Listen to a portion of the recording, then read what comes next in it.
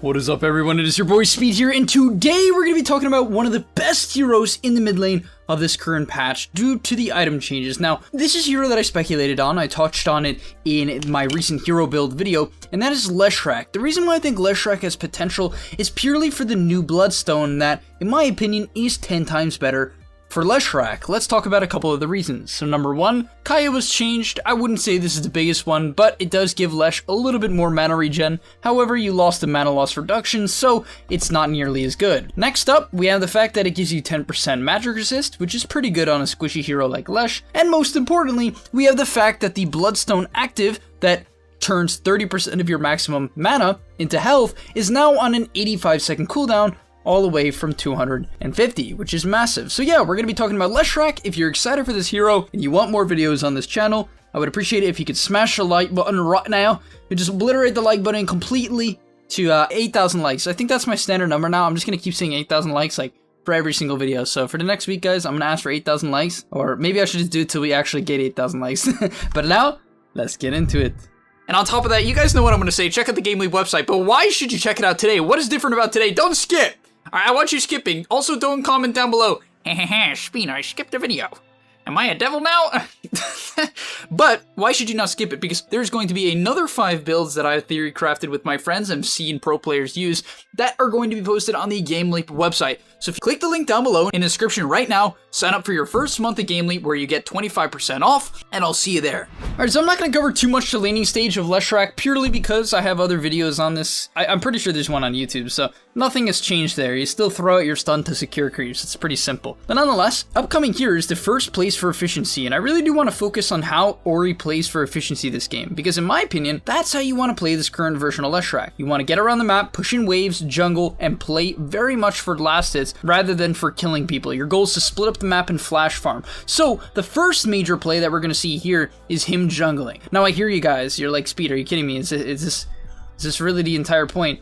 No, but specifically I want to talk about where he's jungling and why he's jungling. So going into the jungle there, he was about half HP, half mana. About the HP you would not want to approach a lane where a TA has traps down and could potentially solo kill you. So instead, what does he do? He jungles this camp to the north, and then instead of going to this camp, why does he walk here? Right, what would be the reason why Ori would walk here? It's because this is all planned out. He knows exactly from this camp, he's going to go straight back to base, which is purely very efficient, and that's exactly what he does. He actually does end up getting babysit by his Grimstroke a little bit, but nonetheless he heads back to base. And in my opinion, this is one of the best plays you can make in all of Dota. Now, why is that on Leshrac? The number one reason is so that you have maximum resources and a full bottle, but most importantly, he picks up a windlace, and now that he's at the base, he can just TP anywhere, right? Usually the major problem about ganking is that by the time you get there and use your spells or TP in, you've burned a lot of resources. However, this gank is going to be really efficient. On top of that, I would like to mention that whenever you walk back to the base to heal, it's going to allow you to have some clarity. It gives you a little bit of time to think. So guys, this is the play I want you to make in your pubs. Do the farming pattern I just showed you, back to base, check the side lanes or the mid lane, see what you can kill, and TP there. And that's exactly what Ori does. He sees this Lark going on Invoker, he assumes he's gonna dive, and he picks up a really nice kill. Following that up, he decides to farm the lane, which just makes a lot of sense. Fortunately for him, he finds this massive stack, which is, very lucky, and he also is able to pick up the Royal Jelly, and I mean, you gotta love it. You gotta love finding a stack and then a Royal Jelly for Leshrac. It really doesn't get much better than that, but moving on, you can say he immediately heads into the jungle. At this point, he understands that his hero has less than 1,000 HP. With the shovel, he'll have a little bit more than 1,000 HP, but nonetheless, hopefully you get the point. Push a lane, look for a kill, jungle it up, stay safe, and then go back to base. I really wasn't kidding about the whole go back to base thing. I'm serious, guys. He once again just did the same farming pattern. Medium camp to the right of the mid lane, back to the camp close to your base, and then back to the base. And this is great, because once again, he has some clarity. He has some time to think, he synergizes this play with his Abaddon, and with these early boots of travel, he's able to take the tower. And this is honestly such a cool playstyle for Leshrac, because usually people buy mana boots, a wand, raindrops, clarities, Ori just completely relies on bottle and then boots of travel to sustain his mana. It's actually a cool comparison. On top of that, with his Diabolic Edict maxed out on top of his stun, he won't have too many mana issues and he can take plenty of towers. And now getting into the next clip, I wonder where Ori's gonna be. Oh, is he back at the base? I cannot believe it. I cannot believe it. But yep, goes back to the base once again, fills up his mana, refills the bottle, is able to push in the mid wave now, understands that top is not safe there, does not want to gank Avenge, who can simply stun him and walk away. He does not want to go bottom, where they've already taken the tower, so he goes mid and gets some farm. And at this point, this is really the optimal kill for this current Leshrac. You know, as I said, this build that he currently has is not built around team fighting. So if you guys plan on playing Leshrac, honestly, this is why the hero has such a low win rate and low more pubs. If you just kind of run into team fights from the front, you're just gonna die. Like, I'm being very clear, guys. You see how he's never taken a team fight? And I know I haven't shown you every single second of this game, but I guarantee you, he has not shown up to a single 5v5 team fight. He's showing up to skirmishes and getting easy pickoffs. And that is really the main thing you have to understand when playing this hero. Even if you do not go boots of travel, you still, if you're going mana boots into like Bloodstone, you still have to just kite around the edges of the fight and only go for fights that are near the jungle. Do not push a tower unless you know it is 100% safe, similar to Ori's later bottom push. On top of that, with the bots, 2 null talismans, a bottle, the bloodstone, the windlace, he's able to get a 16-minute bloodstone, which is incredible. Now, this is his timing. In combination with this Abaddon and the good frontlining from the clockwork, he's going to be able to put in absolute work. So now you can see him playing a lot more aggressive. Obviously, as I said, great synergy here. I think Leshrac really appreciates having defensive supports, whether or not, or even cores. The Abaddon's actually their safe laner. But, right, Leshrac with Abaddon, fantastic. Leshrac with Oracle, I think is really good. Shadow Demon can help him out. All these heroes really just mainly benefit Leshrac because he needs to be able to run in. And at this point of the game, you can see how fast Ori is actually playing. He's going from tower to tower, completely obliterating their map. And the reason is because whenever you're trying to take over tempo, you generally want to siege towards mid lane and continue to collapse on it. At this point, all he's doing is not chasing too far. Remember guys, Leshrac is squishy. Just because you have a Bloodstone doesn't mean you want to just run into the front line. What you really want to do is use the movement speed that you've bought with these bots and windlays to kite around the fight, cause people to overextend, and protect your supports. If we looked back at that fight one more time, which we'll quickly do, you're going to notice that he actually saves the life of support, right? He understands that Tom can't do anything against Slark. However, Leshrac in the early game is one of the hardest Slark counters in the game. So it's important for him to protect his supports, not overextend to the point where he can get stunned and one-shot with a Wave of Terror plus Meld combo. The next thing I would like to say is we're just going to watch him run around is, guys, if you're having a hard game, let's say your team can't fight, right? It's a bunch of greedy heroes and your safe laner is a Slark. And a 2k MMR offlaner's like, yeah, I think this is the game where I'm going to pick PA offlane. You know, it looks good here. They have a jug and I can click blur and dodge Omnislash, so it's a good pick. But hopefully you get the point. If your team can't fight, don't force it. That's all I'm really trying to say here. If your team cannot fight, do not force it, right? You want to then just split up the lanes, split push, and look to jungle. And now once you have the Octarine and the Bloodstone, you can just start to shred through the jungle camps. Against Mud Golems, I recommend you use Diabolic Edict to farm. Other than that, just pop your ultimate, leave it on, and you're going to flash farm. For anyone who doesn't understand Leshrac fully, I'm going to quickly describe all of his spells just to make sure you guys get Leshrac as a hero.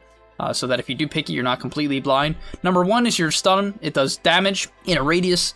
That's about it. It stuns and does damage in a radius. Number 2 is Diabolic Edict, and this is by far your weirdest spell. Basically, when you cast it, you have these pulses that come out around you. In total, there's 40 of them at all levels, and each one of these pulses does a set amount of damage. At level 1, they do 8, and max they do 44, and it's generally random, so if you're walking in a creep wave, Edict is not that strong. However, if you catch someone out in the open, Edict is one of the highest damage spells in the early game by far, so keep that in mind when you're using Edict, and that's also a big reason in why I said to go for pickoffs, especially ones in the jungle, because if you can use Edict in the right scenario, you kinda just kill them instantly. Next up, we have Lightning Storm, and that's just a targeted spell. It bounces from target to target, so if you cast it on a Night Stalker and there's TA next to him, it will bounce to her. The spell also slows and does damage. And finally is the ultimate, and I really want to stress the ultimate and how it works with mana, because a lot of you I'm sure know, when you're playing Leshrac, if you cast your ultimate, it does AoE damage, it pulses, right, so I believe every second, yeah, once per second, it pulses, it does 100 damage at level 1, 150 at level 2, but most importantly is the fact that the mana per second is what you really want to pay attention to. Every second when you have your ultimate on, it costs 20 mana. However, every time you cast it, it costs 70 mana. So you do not want to turn it on, off, on, off, on, off. You will run out of mana and grief yourself. If you turn it on to farm, leave it on. Upcoming here, we're going to see a really nice example of basically Ori getting gone on and not dying instantly due to his item build. Now, I'm not going to say that you're invincible. However, when you pop the Bloodstone and you just get all that health going, all of a sudden, a team that expects to just insta-kill you has to commit all of their resources. Now, he does end up going down, right? But imagine if the Slark and the Night Stalker went on him here, and he instantly dies here. On top of that, imagine if he got off his Edict and his ulti, which I actually think he had a small gap to and just misplayed slightly. But nonetheless, imagine if you get all of that off, there's no way you die. And every time they go on you, they have to overextend. Once again, imagine if they go on you, you get off your Bloodstone, your W, and your ultimates, and they barely kill you. It's basically a one fight, and that's what you want to do on Leshrac. Cause people to come to you. Make them go on you. But do not, and I repeat, do not overextend. Right? Do not chase into them. You want to kite around the outside of the fights, find pickoffs, and be the tank that you're meant to be. And last but not least, guys, it's not a speed video if I don't tell you to push more waves. He's gonna push a wave. 231 last hits at 24 minutes and 19 seconds is very impressive. And if I was you as well, I would also try to mark or match about the same thing. Approximately 10 last hits per minute. So yeah, after shoving in top, he's gonna go back to his team mid, and this is how you play fast in Dota. You quickly shove in a wave, you do a split pressure, you get farmed, you then go bottom, you push in bottom, you find this Venge who's just kind of like running around on the map doing I don't know what, and you secure another kill after you miss your stun. And this is the power of Leshrac. Once you have these bots, your TP being on what, a 30-second cooldown, allows you to be absolutely everywhere. You shove in every single lane, you get extremely farmed, and apparently you buy a Heaven's Halberd. Let's look at this upcoming engagement here. This one, in my opinion, is very impressive. So the Slark and the Grimstroke on his allied team goes down here. However, the Clockwork and the Abaddon are in relatively good fighting shape. That is to mention, though, that the 4 players on the enemy team are also full HP, but Ori's going to pop his W first, right? When he walks into the fight, he starts with his W out of vision to make sure that they don't see him coming. Also, your W has a ridiculously long cast range, so you usually don't want to use it when you're in the middle of the fight. You want to use it before the fight and then get into range, so that's what he's going to do. Also, you can use the Lightning Storm to set up for your slow, which is what he did to the Venge there. I'll quickly play it all back so you guys can see that, right? Walk in, lead with the W from out of vision to make sure that you can get on top of people without having to raise your hands in the air. Lightning Storm to slow, stun to follow up, walks in, secures the kill. On top of that, he keeps his ultimate on, so the Night Stalker silence does absolutely nothing, and he can continue to chase the Templar Assassin. And yeah, that's actually, funny enough, going to be all for today's video. He ends up just running down mid here, and with the Octarine, Bloodstone, and Heaven's Halberd, you're going to notice that they try to go on him, but, you know, it's just not going to work. He literally has full health, the Abaddon heal comes out, a Slark and a Night Stalker as well as a Shadow Demon ulti and NW came out onto the Leshrac, and my man is not even phased. And that's the reality behind this build. You pump out an absurd amount of damage, as we see to the Venge there. Xin Q goes down in an instant, and yeah, hopefully you guys give Lesh a chance. Do understand that this hero is very difficult, so if you plan on picking it up, I recommend you spam it for 2 or 3, or if you're really feeling spicy, 10 games, because the mechanics on Leshrac are very weird. Getting used to the stun and casting your W first and how much damage your ulti does and managing your mana early game, it's all a skill that is very difficult to work on, so as I said, give it a shot, don't give up right away, try out this build, and I think you guys are going to have a ton of success. Thank you for watching, I'll see you in the next one, and peace. Before you leave, just want to say a quick message. If you're trying to get better at Dota or you just enjoyed that video, I know this is pretty general and you're going to hear this quite a bit from me, but I recommend you sign up to gameleap.com. Why? Because I put a lot of effort into the content over there, and generally the effort I do there is different from the content you're going to see here on YouTube. It is different. In fact, I usually go a lot more in depth on topics or into niche topics that help you get to the next level even faster. Because on YouTube, I often have to keep it more mainstream. And that's even why I'm putting it at the end of this YouTube video. That's why this is at the end, because a lot of people just watch 5 minutes, they skip through just for like the dopamine spike. But if you are interested in actually getting better at Dota, I recommend you go to the description down below, get your discount right now by clicking the link, sign up, use the discount code that you're going to see there, and I hope to see you there right now. So click it, and yeah, thanks for watching.